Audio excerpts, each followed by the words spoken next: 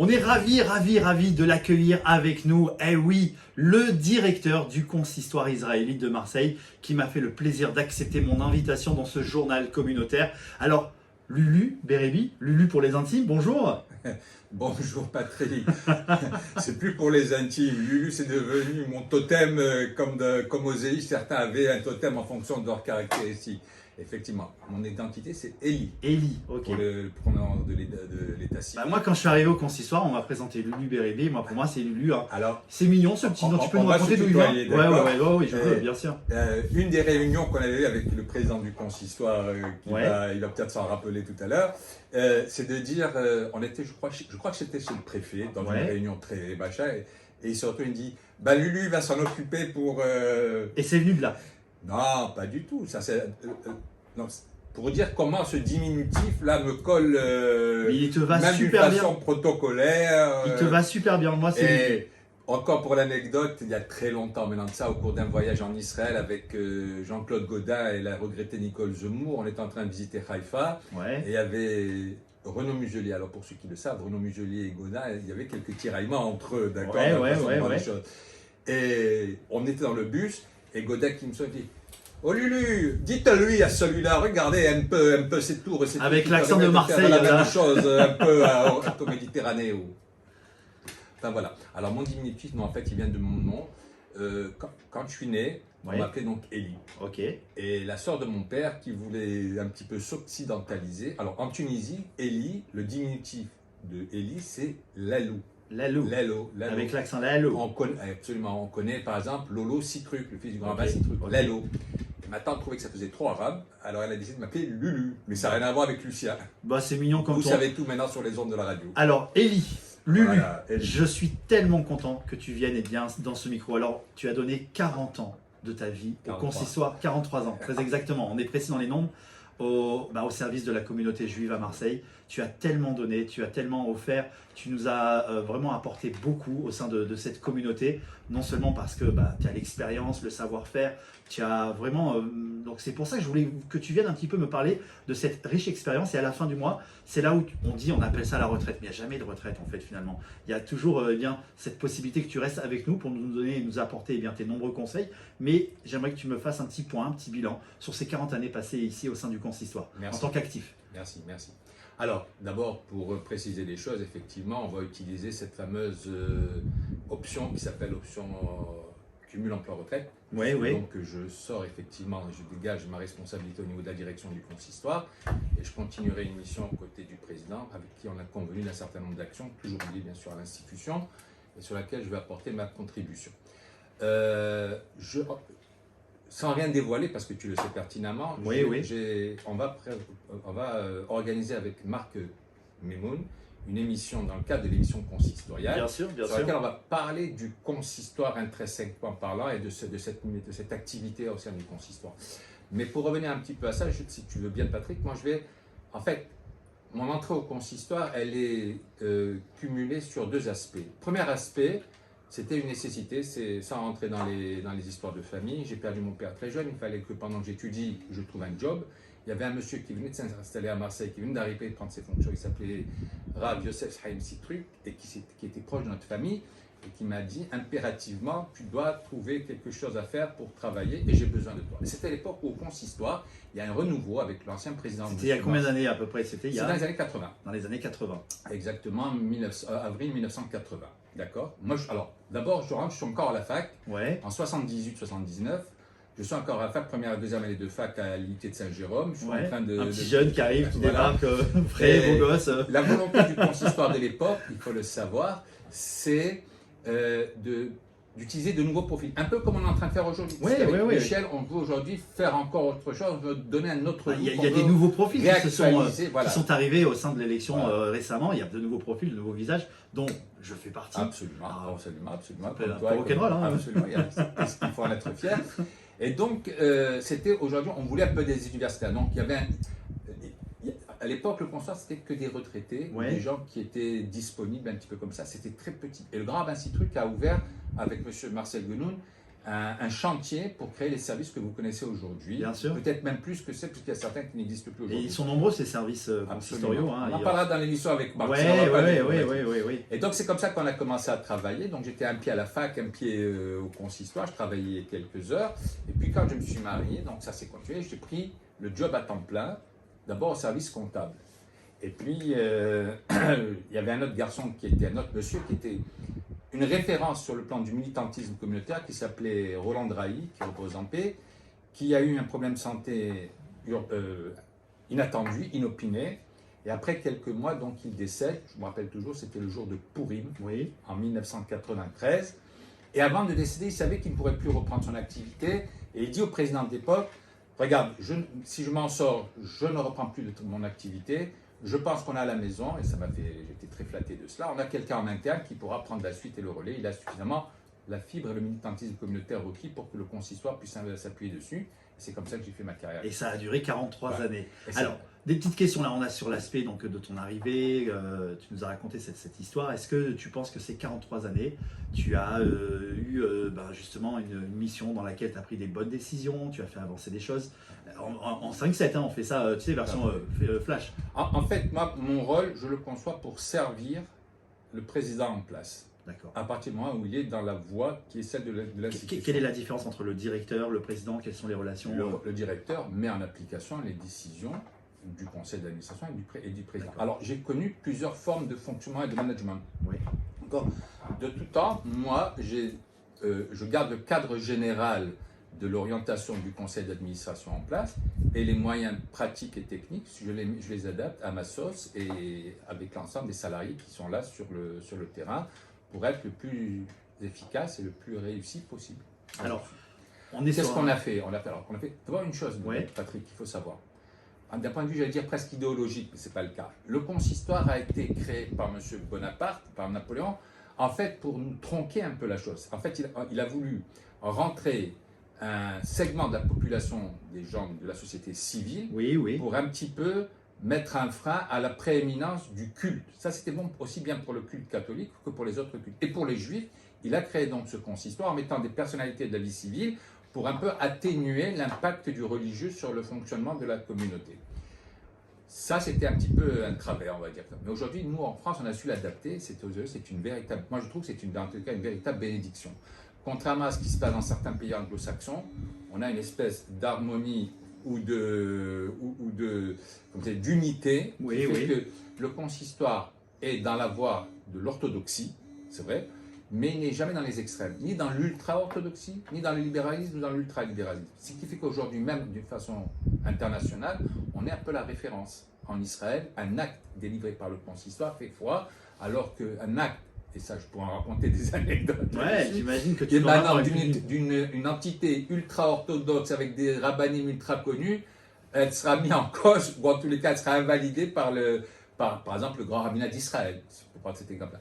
Donc voilà un petit peu qu'est-ce que c'est que le consistoire. Et c'est, en fait, moi au consistoire, je suis un petit peu béni. Pourquoi je suis béni? Parce que si on parle de mon parcours personnel, je baigne dans le militantisme et dans l'action communautaire. Est-ce que tu as une petite anecdote dans ces 43 années qui t'a marqué le plus? Il y en a plusieurs à mon avis, je pense que tu dois en avoir des anecdotes. Mais une qui t'a vraiment touché personnellement touché non, mais une qui m'a marqué, la communauté, je la reçois d'ailleurs très souvent, puisqu'on a parlé du culte, d'accord? Je me rappelle d'un mariage qui devait avoir lieu, et là j'évoque j'ai vécu avec des personnalités extraordinaires, un monsieur connu dans la communauté, très engagé religieusement, qui doit se marier. On fait le dossier rabbinique comme vous le connaissez aujourd'hui. Le protocole normal, On a le rabbin à l'époque qui s'appelle le rabbin Kriev, qui est en fonction au niveau du rabbinat.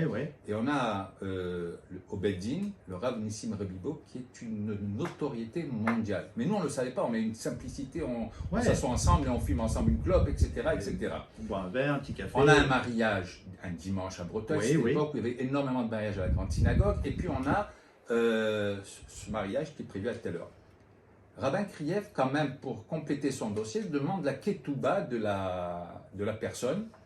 Mais comme on connaît la famille, on sait que c'est des gens qui...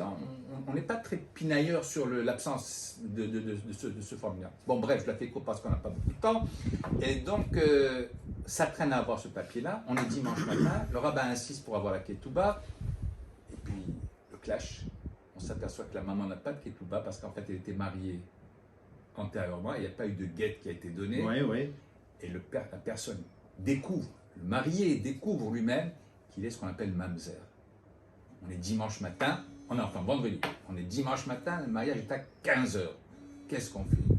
Et là, j'ai vécu dans mon bureau, ça s'est passé, c'est pour ça que je le raconte. C'était l'époque où on avait les premiers fax qui venaient d'être sortis sur le marché. À l'époque, oui. Alors, se passe dans mon bureau une réunion via le fax, via le téléphone, entre le Rav Nissim Revivo, qui appelle le Rav Ovadia Yosef, qui contacte le grand rabbinat de Londres, c'est-à-dire le Bedin de la Guédassia, ça s'appelait, qui est aussi une sommité. Ça parle entre eux, ça s'écrit, ça échange, etc. etc. Qu'est-ce qu'on fait? On n'a pas de solution. On n'a pas de solution, on n'a pas de solution. Et ça parle, et ça parle. Il est déjà 11 h. Qui vient dans la quadrature du cercle, j'ai dit? Rav Mimoun de Mémoire Bénie. Discussion, et moi j'assiste. À l'époque, mon hébreu n'était pas très, très top, mais ça se faisait. Et ça parle, et ça parle, et ça parle. Et Rav Mimoun donne une option. Ça dure, je crois, 20 minutes. C'était quoi l'option? Le temps, il trouve, je ne sais pas, mais il donne la réponse. Il donne la réponse. Il est, écoute-moi bien, il est 13 h, d'accord? Maintenant, la synagogue, elle est installée, le dé, le machin, là. Le pauvre garçon, lui, il est dans un état lamentable. Il a fallu que les trois rabbinats, donc Rav Nissim Revivo qui a validé, Rav Ovadia Yosef qui a validé l'option de rabbin, parce que de toute façon, ils étaient un petit peu dans la même mouvance tous les deux, et le grand rabbinat de Londres, enfin le Bedin de Londres, la Guédassia, qui va aussi là-dessus. Mais, problème, qui va célébrer la cérémonie? Et bien entendu, comme vous le savez, c'est Rav Mimoun qui dit, il n'y a aucun problème, je suis là, je reste là et je fais la cérémonie. Et il résout ce problème-là. Moi, aujourd'hui, 43 ans après, 40 ans plus ça t'a marqué en fait cette histoire. Ah oui, c'était... Comment sur le plan du religieux, on peut comme ça se servir, et ça prouve comment le consistoire n'est pas toujours répressif, policier, comme on a l'impression de voir quand on s'adresse au rabbinat, au Bedin.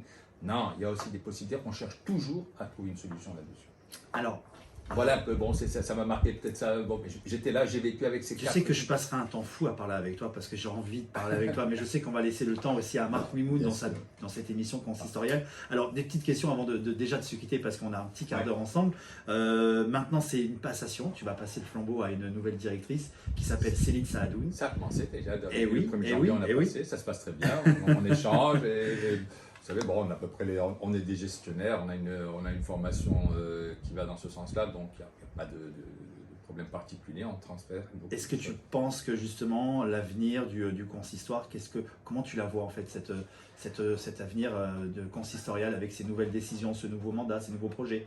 Ce qu'il faut veiller, en fait, Patrick, ce qu'il faut veiller, c'est est-ce que le consistoire reste dans le rôle qui est le sien. Et le rôle qui est le sien, c'est ce qui est marqué dans nos statuts. L'article 1er de nos statuts, c'est de favoriser le culte juif. Bien sûr. Et favoriser le culte, ce n'est pas simplement une synagogue. Il y a plein de déclinaisons là-dessus. C'est d'abord notre mission première, d'accord, dans l'éducation, dans l'aménagement des espaces et des structures. Je pense qu'on est complètement dedans. Après, il y a un deuxième cercle de ce que j'appelle moi le périphérique, c'est des activités complémentaires, que ce soit pour s'investir autour de la jeunesse, que ce soit pour s'investir autour des célibataires. C'est vrai qu'on a aujourd'hui un problème.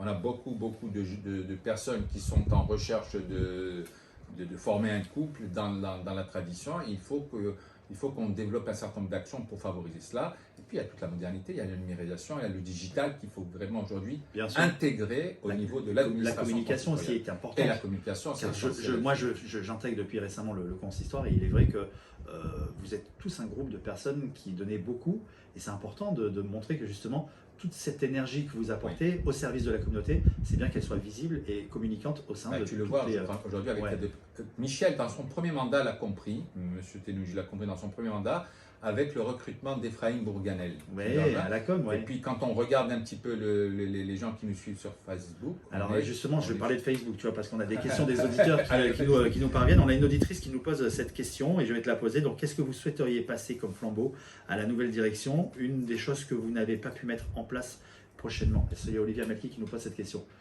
Qu'est-ce que tu peux lui répondre? Qu'est-ce qu'on n'a pas pu mettre en place? Et que tu aimerais peut-être mettre en place prochainement? Non. On est dans notre job. Donc aujourd'hui, nous, ce qu'il faut, c'est quoi? C'est un service peut-être encore plus performant. On est une administration, d'accord? Un service plus performant, un accompagnement rabbinique plus présent, d'accord? Un investissement de l'équipe rabbinique à l'attention du public plus à l'écoute. Et j'espère que c'est un peu le challenge qu'on va faire. Et surtout, une efficacité ou j'allais dire sur la gestion des dossiers, de quelque chose de un peu plus pointu encore. Alors, moins on dit en hébreu, chevratique, c'est-à-dire voilà, quelque chose de plus rigoureux voilà, là-dessus. Est-ce que tu veux adresser, là maintenant, un message à ta communauté? Elle nous regarde sur les réseaux sociaux, elle t'entend à la radio, et j'aimerais que tu leur adresses un petit message vraiment très personnel. Qu'est-ce que tu veux leur dire à cette communauté juive à Marseille? Alors, en ce qui me concerne, je dis véritablement, je suis très heureux d'avoir eu la possibilité, le bonheur d'avoir fait de mon activité professionnelle ma vocation. Et ma vocation a été de servir l'intérêt général. Et c'est ce que j'ai fait. À la communauté, je dis, n'oublions pas une chose, le consistoire est essentiel dans le fonctionnement de la communauté. Il y a une multitude d'institutions. Le consistoire est un des fondements, si ce n'est le fondement de la vie juive. Et à ce titre-là, il faut que nous veillions à être de plus en plus nombreux et proches autour de cette institution, de la soutenir dans ce qu'elle fait. C'est vrai qu'on parle souvent de cotisation, pas de cotisation. Il faut adhérer au consistoire, parce que adhérer au consistoire, c'est nous donner les moyens de représenter et de revendiquer un judaïsme fort et performant là-dessus. J'espère que le consistoire dans les prochaines décennies sera encore plus fort et encore plus présent dans la vie de chacun d'entre nous. Alors, je vais te dire, pour terminer cette interview, une seule chose, je vais te dire merci.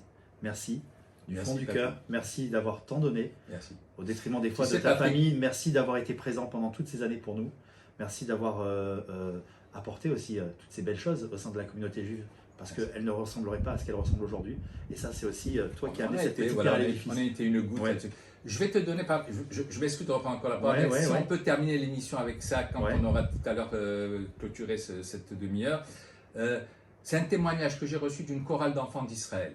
Ils ont écrit un poème sur leur passage à Marseille au cours de mes décennies, et ils m'ont rendu un hommage que j'ai trouvé très poignant et très sympathique, et ils en ont fait une chanson. Je te la donnerai tout à l'heure, peut-être que dans la journée de ton émission, tout ça, tu auras peut-être la possibilité de la diffuser. Oui. Pour les hébraïsants, ils vont écouter ça. Moi, j'ai la pudeur de ne pas la traduire. Je laisse ceux qui savent le faire et qui comprennent l'hébreu le comprendre. Mais en tous les cas, à travers ces textes, à travers ces mots-là, c'est vraiment un hommage à l'institution, à la communauté et à ce qu'on rend avec nos frères israéliens. Parce que ces enfants, on les a reçus à plusieurs reprises dans ma carrière. Et ça fait toujours plaisir de voir ces petits Israéliens qui viennent qu'on reçoit chez nous à la maison. Alors tu sais que le journal communautaire, c'est ton émission, elle t'appartient aussi et tu viens quand tu veux au micro de ce journal communautaire. C'est tous les vendredis à 11h30. J'ai de la place avec toi si tu veux. On continue à construire. Merci encore à toi et et tout de suite la suite de notre programme dans ce journal communautaire. Shabbat Shalom. Merci à Lulu Beribi d'avoir été avec nous lors de cette interview. Et maintenant, j'ai le plaisir donc de recevoir Michel Cohen-Tenoudji, le président du consistoire de Marseille. Et à mes côtés, elle était avec nous il n'y a pas très longtemps, c'est Fabienne. Bonjour Fabienne Bendayan, présidente du CRIF. Comment ça va? Ça va très bien. Alors, un moment très important va se passer dimanche. Michel, je vais peut-être te laisser le plaisir d'annoncer ce message de ces commémorations des rafles du Vieux-Port. Tu sais, bonjour d'abord à tous. Oui, exact. Bonjour Patrick et bonjour à tous les auditrices et auditeurs de Radio Julien. La courtoisie. Alors, on fait que tu as raison, c'est vrai. Parce que je sais qu'on est dans l'égalité des sexes, mais quand même, je suis de la vieille école et je dis toujours les femmes d'abord. Alors Fabienne, c'est à toi. C'est très élégant de ta part, Michel, je t'en remercie. Oui, on a bien sûr un grand événement qui aura lieu dimanche, un grand événement qui nécessite la mobilisation de tous. C'est les commémorations des rafles du Vieux-Port et de l'Opéra. On évoquera bien évidemment les destructions massives, les évacuations massives également des journées 2024. C'est une grande journée de rassemblement. Habituellement et classiquement, les années précédentes, ces commémorations se déroulaient en 2 temps le matin. Là aujourd'hui, on est vraiment sur une journée mémorielle qui va débuter le matin donc à 10h.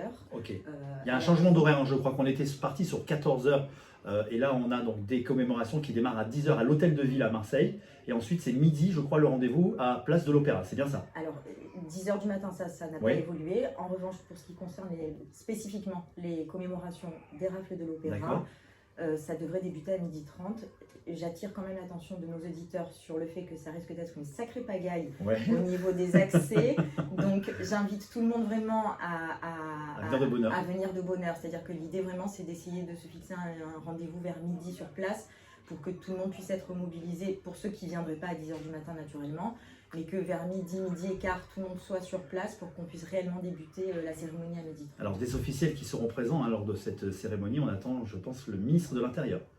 Il paraît. Oui, il paraît. Après, la semaine dernière, je crois que c'était là où tu étais dans l'émission, on avait évoqué Emmanuel Macron. Exact. Et donc on va sans doute avoir le ministre de l'Intérieur. Je m'en réjouis d'ailleurs parce que c'est un ami de la communauté. C'est aussi le ministre des cultes, donc je trouve que ça a particulièrement du sens qu'il soit à nos côtés dimanche. Alors tous nos mouvements de jeunesse seront là avec nous, vous allez être très nombreux et tous mobilisés. Michel, il est important que chaque membre de notre communauté soit là à ce rendez-vous. Oui, bien sûr, Patrick. Alors, pour ne pas redire ce que vient de dire Fabienne, cette commémoration est une commémoration qui est bien connue de notre communauté, puisque depuis des années, nous faisons cette commémoration des rafles du 22, 23 et 24 janvier 1943. Cette année, cette cérémonie prend une dimension particulière, elle prend une dimension nationale, chose qui n'existait pas auparavant. Et cette dimension nationale est marquée par deux événements. Le premier, c'est la venue du ministre, puisque à un moment donné, on avait évoqué la venue du président de la République, mais on a le ministre quand même de l'Intérieur, le ministre des Cultes, qui est une personnalité importante du gouvernement, qui sera présente. Et aussi, la présence, cette année, contrairement à d'autres années, du maire de Marseille, qui s'est beaucoup investi et qui a voulu donner ce message fort à la communauté juive et à la communauté nationale de ces fameuses rafles dans lesquelles deux événements seront célébrés finalement. C'est les évacuations du quartier Saint-Jean et la destruction du quartier, c'est quelque chose d'inédit en France, où on a cassé un quartier pendant la guerre avec les complicités gouvernementales et les complicités même de la mairie de l'époque, et bien évidemment toujours les Juifs en fond d'image, avec les rafles, les déportations et l'extermination des Juifs dans les camps de Sobibor. Donc la présence massive de la communauté est importante parce que c'est une cérémonie qui nous concerne en premier chef. Et la démonstration que la communauté sera là, elle sera partie prenante, est très importante pour nous. Et comme tu l'as dit, Patrick, il y aura toute la communauté. Et je crois qu'on est là aujourd'hui avec Fayette pour alerter la communauté parce que la venue du ministre a bousculé complètement le protocole. Tout était prévu à 14h. Or, maintenant, le protocole nous explique que tout se fera à midi. Donc, on appelle, et c'est l'appel que l'on fait aujourd'hui à la radio, à toute notre communauté, soyez tous présents massivement à midi, à la place de l'Opéra.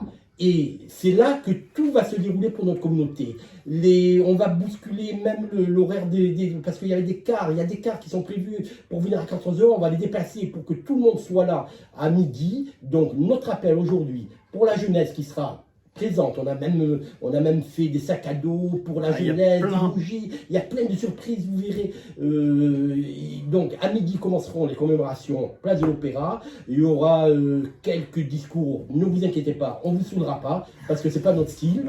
Il y aura l'inauguration au niveau, par le ministre d'une stèle sur la place de l'Opéra. Il y aura un parcours mémoriel, il y aura un film, il y aura le mur des noms qui sera projeté à l'Opéra. Ça va être un événement exceptionnel, vraiment une cérémonie exceptionnelle. On vous attend tous à midi. La communauté, il faut qu'elle soit là massivement. Hein, Fabienne, on est bien d'accord? Je suis absolument d'accord. Et si tu me le permets, je voudrais rajouter... pour compléter ce que tu viens de dire, on est absolument d'accord sur tout ce que tu viens d'indiquer, mais je veux quand même souligner l'importance, encore une fois, de la mobilisation, non pas seulement parce qu'on est sur un événement exceptionnel qui commémore les 80 ans, mais il faut rappeler une chose qui est déterminante. C'est que ce que nous allons commémorer dimanche, ce sont ce qu'on appelle les rafles oubliées. Ça signifie qu'un des événements les plus tragiques de Marseille, de l'histoire de France, ne figure pas dans les livres d'histoire. La mobilisation de tous sera le marqueur qui permettra à un moment donné de rétablir l'histoire, parce que cette histoire des rafles de Marseille, c'est notre histoire, et il convient effectivement qu'elle figure désormais dans l'histoire de France. Et c'est important, encore une fois, que toute notre communauté, là vraiment les petits, les grands, de tous les âges, il faut impérativement que vous soyez présents, parce que l'idée, encore une fois, c'est de restituer l'histoire, notre histoire, commémorer, se rappeler, se souvenir, et puis aussi convoquer à l'engagement. Et c'est précisément l'idée de cette interview de ce matin, vous dire que vraiment, on vous attend nombreux et en masse. Alors, le grand rabbin de Marseille a lui aussi fait un message vidéo, vous avez dû l'apercevoir sur les réseaux. Il appelle donc tout le corps rabbinique à être présent lors de ces commémorations. Donc on invite tous les présidents de communautés, les rabbins qui officient dans ces belles communautés de notre région. Ce Shabbat, donnez l'information, soyez avec nous et soyez nombreux pour ce rendez-vous qui aura lieu dimanche. Voilà, c'est déjà la fin de notre journal communautaire. Oui, et nous on se retrouve donc la semaine prochaine. Merci Michel, merci Fabienne d'avoir accepté mon invitation dans ce journal communautaire. Alors, juste une dernière précision, c'est que Lionel Stora, président du Fonds social, n'a pas pu se joindre à nous, mais il est porteur exactement du même message. Il vous demande de bien vouloir vous mobiliser en nombre et on vous souhaite Shabbat Shalom. Shabbat Shalom. Shabbat Shalom, merci.